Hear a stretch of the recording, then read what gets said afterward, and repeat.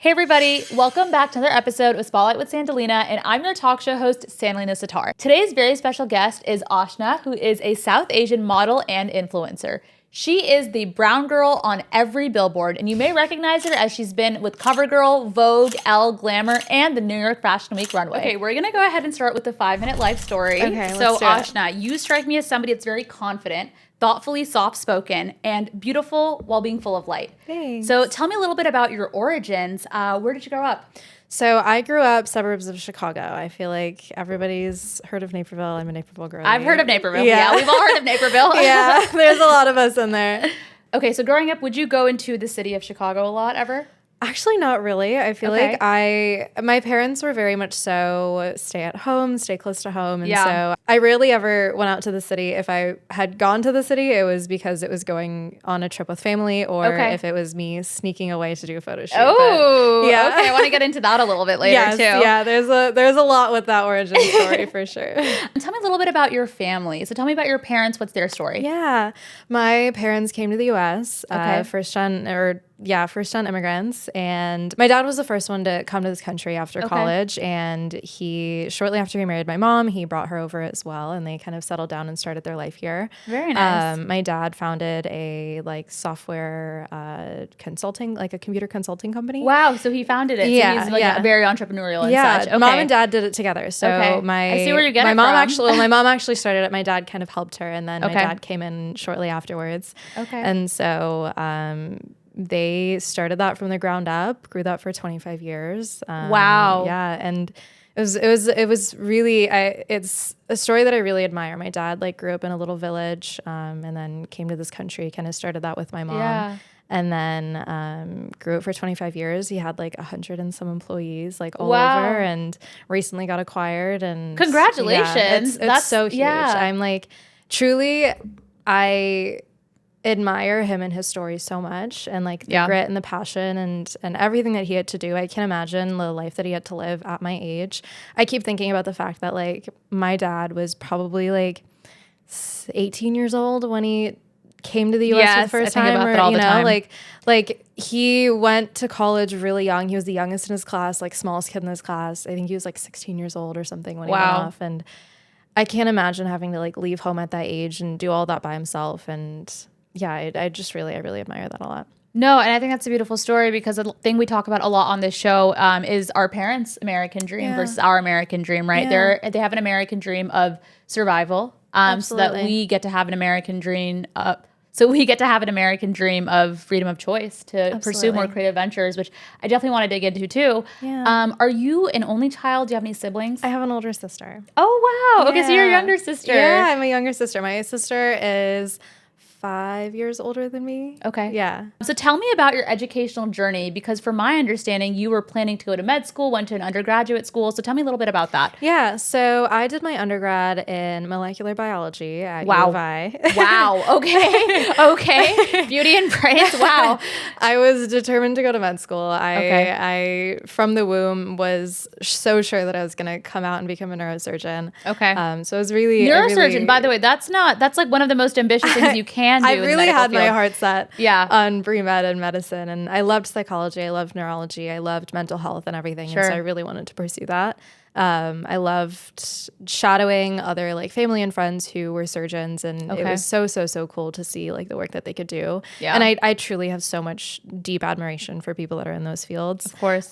So that was my undergrad, and then COVID happened, and I graduated a semester early because I was I cannot do remote school. It was really a lot. Yeah.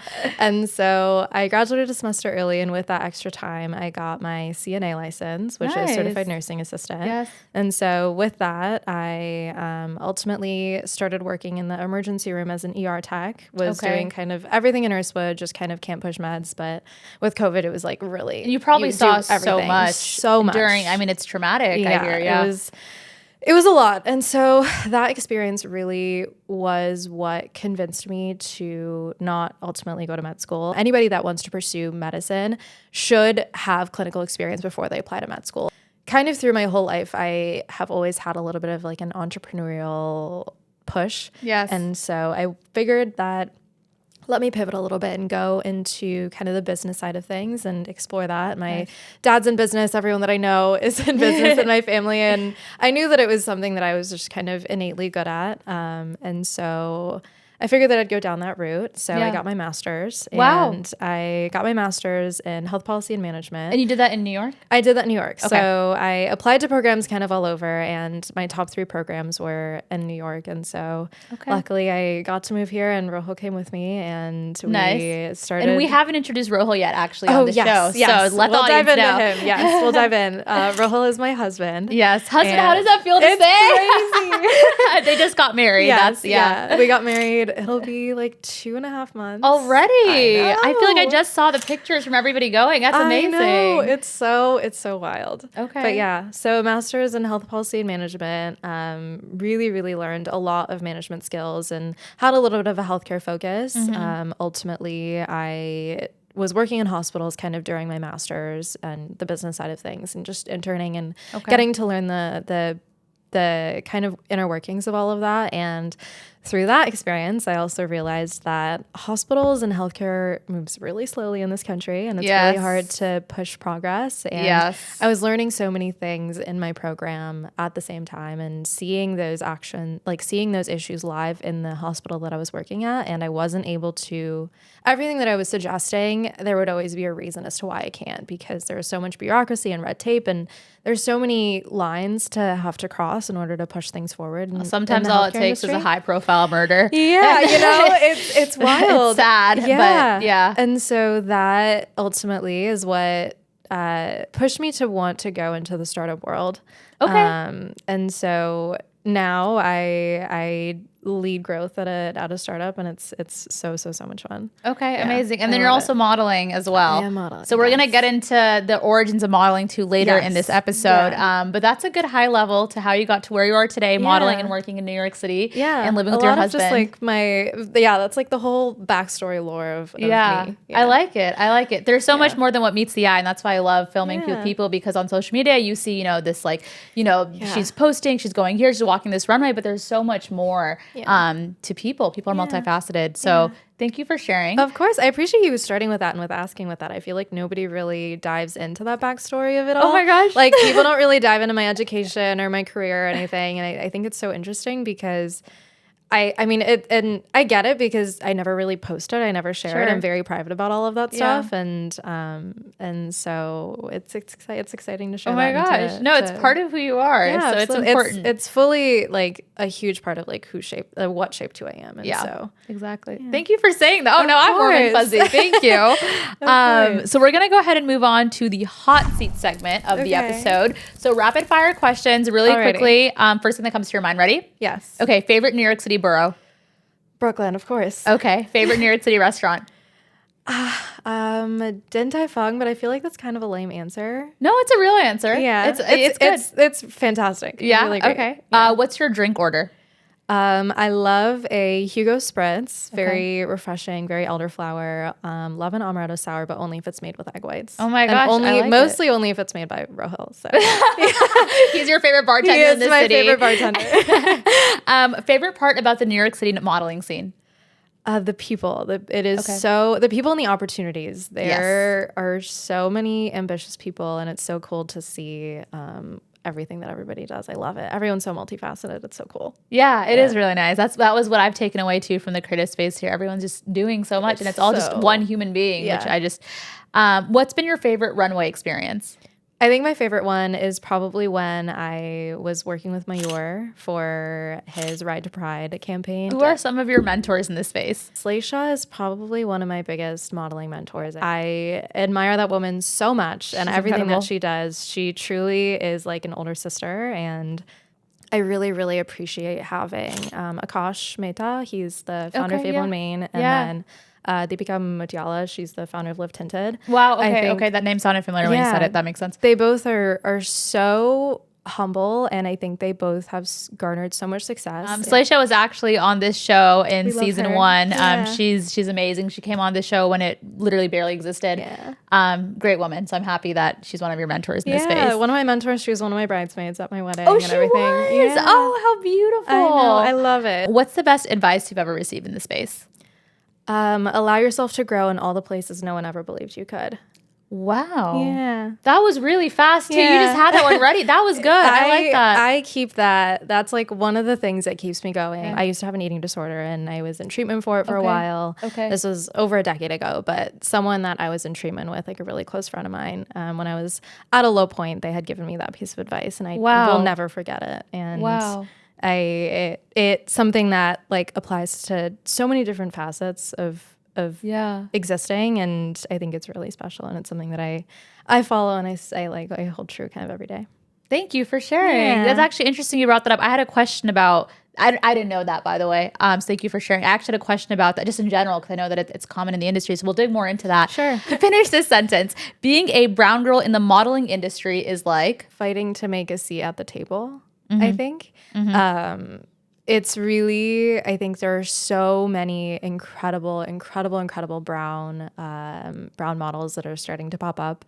Yes. And it is so cool to watch them succeed and to watch them thrive. But I think there's such a long way to go in this industry. And I'm excited to be in it, and I'm excited to be a part of that wave. And I'm excited to learn from them and continue to grow in the space. I love it. Yeah. Switching gears a little bit. How long have you and Rohil been together? Ooh, it'll be 8 years in November. Wow. Isn't that crazy?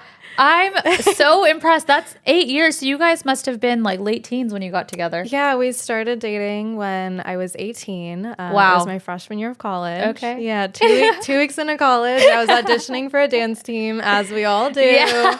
He was the college dance team. Of course.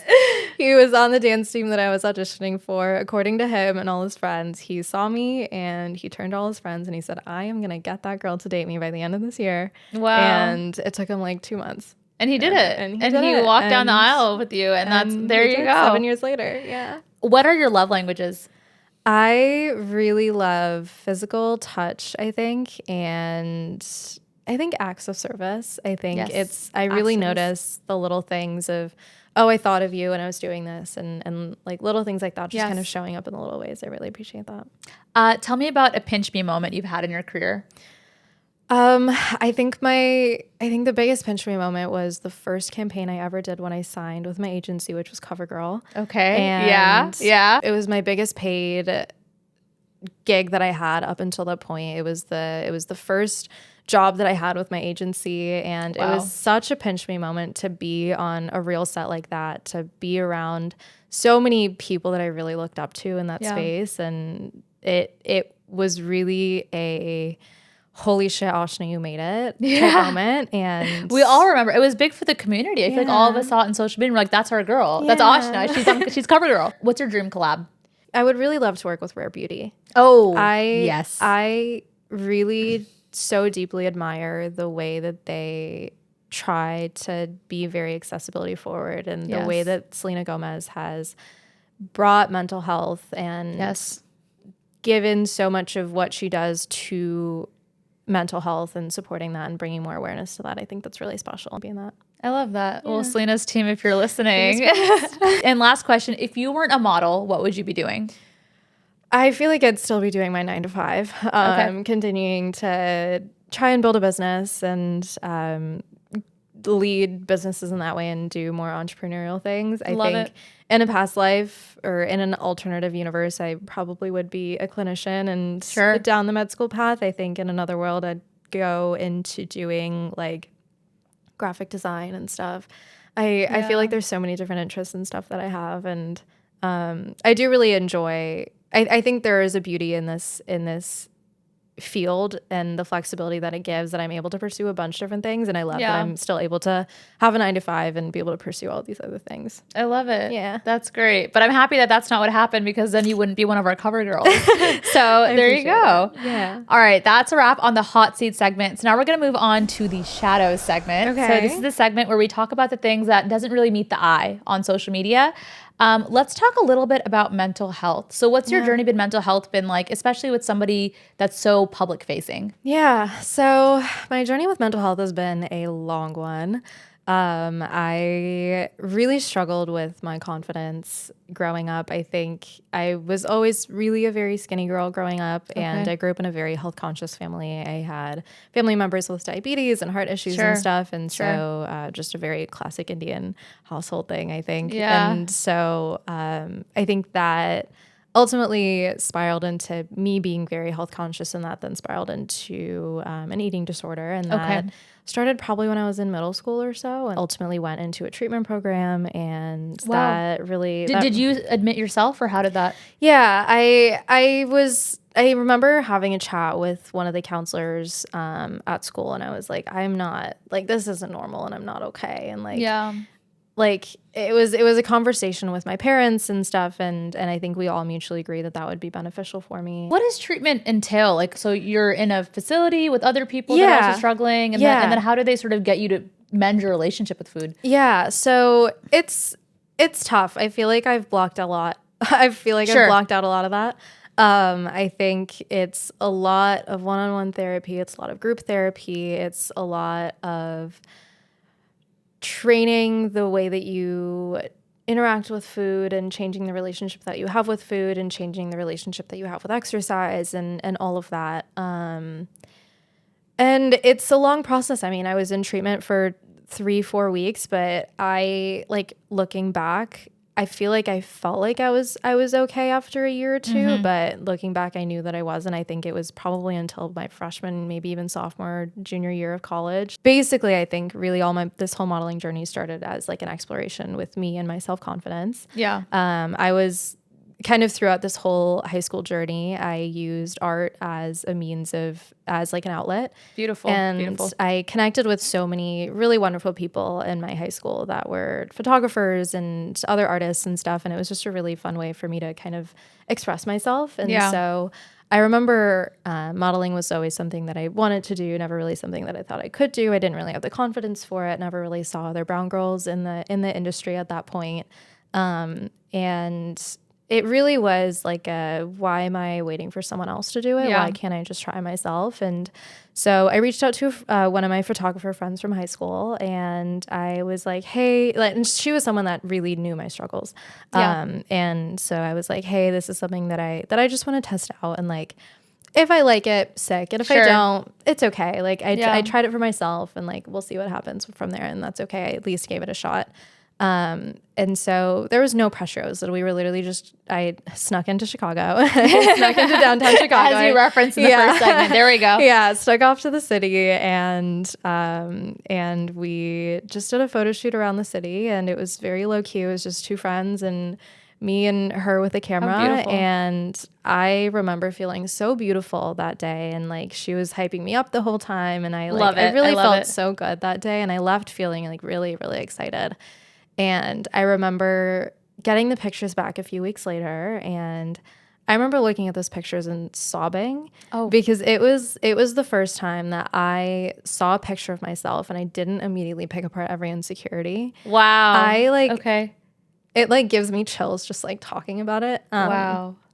I truly felt so like just so beautiful, and like it was, oh my goodness, sorry. No, it's okay. Every time I tell this story, even though it's been like a decade, I still like it's a big moment. It's a big moment. And so I remember seeing those pictures, and I was just so proud, and I knew that in that moment, I knew with how free I felt on camera and with how beautiful I felt looking at those pictures, I knew that I had to keep doing that. So all through college, I worked with different friends to pursue different photo shoots, and just like, again, like trying out different things, building up my experience, building up my portfolio. My first paid deal, I think it was like $50, and it was like, yeah, I did it, I made it. Yeah. And it was just such an exciting little thing, but it really goes to show like how much you kind of have to put in that effort, both in building your portfolio to be a successful model, but even like with your mental health and with your confidence journey to get to where you are. And it's continuously an ongoing process. There's always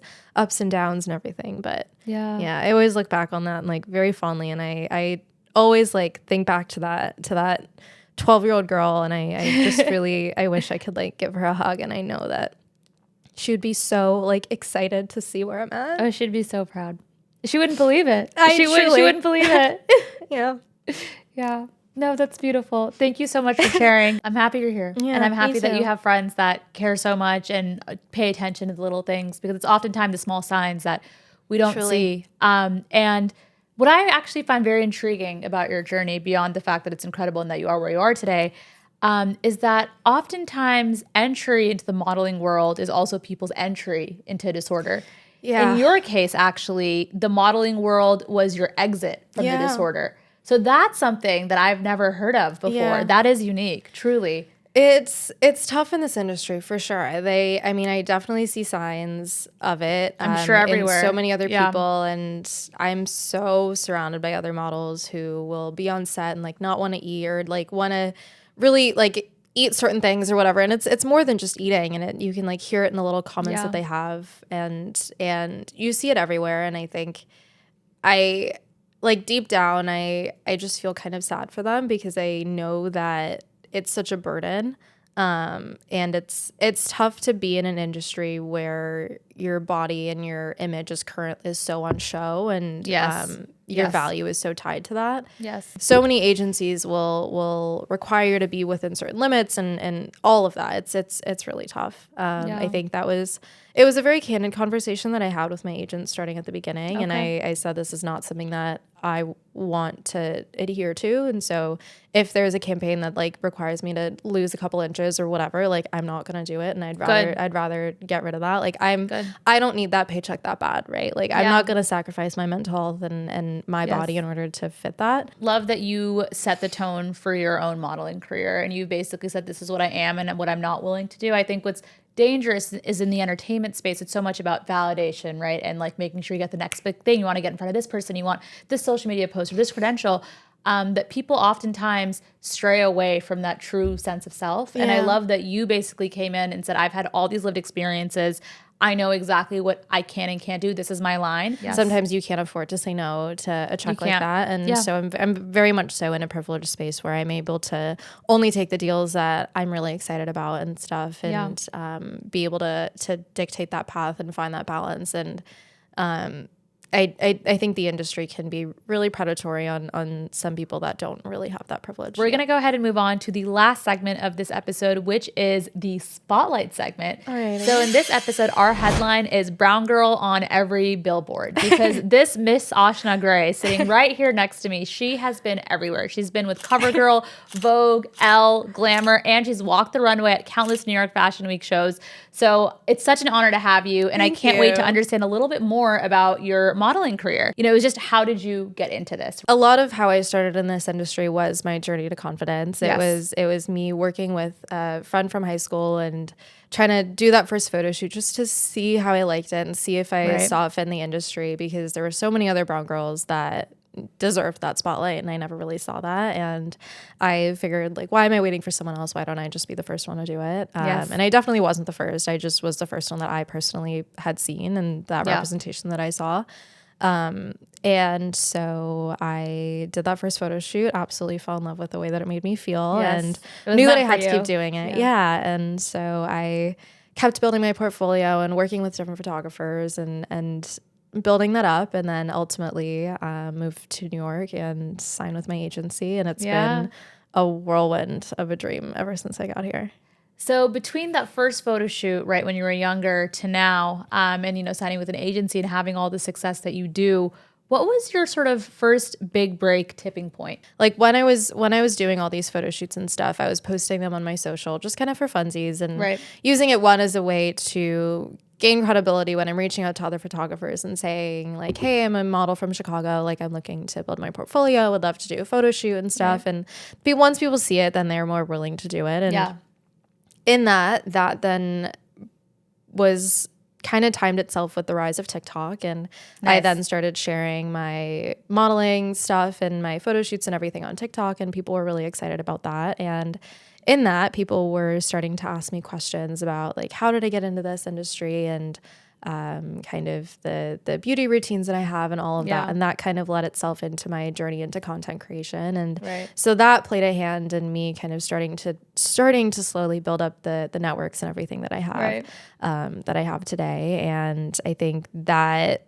led to me coming to New York and having this really incredible foundation of people already around me that were really excited and really supporting me. And in my first couple weeks was when I landed my first like runway show with South Asian Year Fashion Week. And this was 2022? 2022. I remember this show. Yeah, it was year one of South Asian Year Fashion Week. It was 1 week into grad school, and I got a phone call and they said, hey, we have a photo shoot tomorrow. Wow. And it's unpaid, but if you want to come, we would love to have you. Yes. And at that point, I had been rejected from all the other runway shows that they had, and I was like, you know what? Like, I just came to New York, and I have this mindset of saying yes to everything. Like, let me just try it and see. Yes. And that was the first. That was like the iconic like taxi cab photo shoot that I did with Mayor. Oh my gosh. Yeah. I had just moved to New York. So the space was very new for me. I remember I attended the show. I remember noticing you because you looked very nice, very cute. Thank you. All the models did, obviously. But I was like, you really stuck out. And I'd seen the photos too on Instagram, and I was like, who is this girl? I was like, I love the vibe. I love it. It was literally the first photo shoot, and that was my first time meeting Mayor. And at that photo shoot, Mayor was like, so you're walking for me on Friday, right? And I was like, I guess I'll skip class. I can like be week free, one of grad school. Yeah, literally week one of grad school, and I'd skipped like 3 classes already, and just like to attend these things because I was so excited about all of this, and I really wanted to be part of this industry and stuff. And so you have to make those judgment calls and sacrifices. It was worth it. It was worth it for sure. Yeah, and obviously. Look at where you are now. I met some of my closest friends in those first few weeks, and I met Shagun, I met Slaisha, I met Shika, I met so many of my closest friends, my now several bridesmaids, and it's really a special journey. I think it all kind of led to. So I don't long story short, I don't think there was one big moment. I think it all kind of led up to this culmination of being surrounded by the right people and kind of all of these little things that came into one. I love it. And I just want to say, I feel like 2022, the back half of that year felt like freshman year of New York. It for like really all the South Asian creators. I don't know what it was about that specific year, that like 6-month period. I feel like everybody moved here. Everybody met each other for the first time. So I love that you also met some of, again, the women that were your bridesmaids that same fall. Because that's also when I met some of my closest friends in the space. So I love that. What improvements have you noticed in your abilities in terms of modeling then versus now? Yeah, I think I'm a lot more I'm a lot more willing to do speaking self-tapes. My agent, when I first signed with my agency, I still tell them, and I was like, do not give me a speaking role. You don't want me speaking on camera. You're natural. I appreciate it, but you don't want me to be in like a commercial to be like that. I promise you don't want me to do that. But ultimately those are the jobs that make the most money. And so they keep sending them over to me. Valid, I get it. And so I've definitely gotten better to pushing myself to try different areas of modeling, including those speaking roles and doing those speaking self-tapes. I think I've also gotten a lot more comfortable with trying different posing and doing more different types of photo shoots. So I've been trying to push myself to do more like e-commerce and doing more like athletic and or like athleisure campaigns and stuff like that. So I wanted to ask you, do you think you give the audience a quick lesson on how to model? Oh goodness. Okay. I'll do it with you. I'll be your test subject. I'll teach you how to do the like fake smile laugh, right? Like you're like so happy and you're just like giggling and that like I'm always laughing, but there's like a cute way to do it. How do you do it? It's the candid laugh. I like do the hands, but I do it off camera, but it's just like it's like literally the full exhale, and it brings your shoulders forward in a way that you would when you're like naturally laughing, and it's like a little bit of the chin up because you're just like ha ha ha. You're such a natural. I just saw you do it, and I was like, whoa. So it's just like, like I think the thing with modeling is you have to it takes so much time and practice, and you have to take it seriously. I'm not taking it seriously. You have to take yourself seriously. It takes so much time and practice, and you have to get rid of all of that self-judgment. If you're sitting there and you're judging yourself and you're trying to critique yourself in your head, like you will be so self-conscious and you won't be able to do it and like put it on. One thing that really, really helped me when I was learning posing, or I'd be practicing in front of the mirror and I'd find posing that I liked, and I would try to like replicate it in front of the mirror, and it would feel so stupid and embarrassing. It is so embarrassing. It's so embarrassing. Yes. But it's like, if nobody else necessary. can see it, no one's gonna see it. Like, let me just try and like play around with it. I would record myself doing that, and then I'd watch those back and like try to take screenshots of the ones that I liked, and try and kind of self-edit and understand, this is the angle that wasn't quite working for me, or this is the way that I was doing things that could be a little different and a little better. And every shoot you get better and better. And so tell me a little bit about, what is it like being a brown girl in a white modeling industry? Honestly, kind of gratifying, because there's not that many of us, and there's so many roles that people are looking for nowadays to have the diversity and to bring the people of color in the forefront. I'm always put forward for the ethnically ambiguous roles. You're not the first model on this show to say this. I've heard this a few times now, that category. Yeah, my agency really loves to push me forward for those. I have so many girls in my DMs that are saying, "Hey, Ashna, I see what you're doing, and it makes me so excited to enter this industry myself. And how did you do it? And where did you get here? And I want to learn, and I want to be here, and I want to do the same thing." And it makes me so excited, because there's so many young girls out there that have that confidence, or want that confidence, and that want to enter the space, and want to continue to be that representation that they're looking for. And I think that's really beautiful. I think that's amazing. Yeah. No, and I think it's really important to be that sort of change that you want to see in the world, and be what you wish you had growing up. Yeah. Because it truly starts a ripple effect, and it inspires so many others. I'm sure there's so many girls that maybe wouldn't have thought about it unless they saw women like you, or like Slaysha, posting on Instagram, on the internet, to dare to believe. Representation, it's huge, it's important, and also it's representative of what this country's demographic actually is, right? Because we are a melting pot,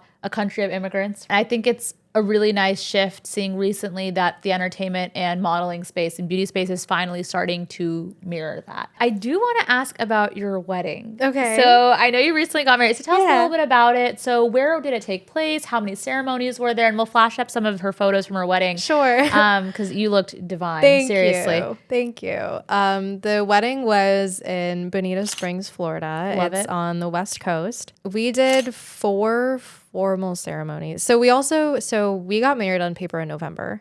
Okay. And you guys had a very small rooftop celebration, I think. Yeah. One of my friends from somebody I know was there. Yes. Yeah. We it was fully just me and Rohil and our immediate families, and my freshman year college roommate was the officiant, and I love it. It was just like such a small, cute little thing that we did on our roof. So that was the November paper wedding, and I wore my mom's sari for that. I knew that I wanted to wear it for something, and I wore her wedding sari for that, and it was. She must have loved it. It was she wore it really was. She wore the sari that she wore for her engagement.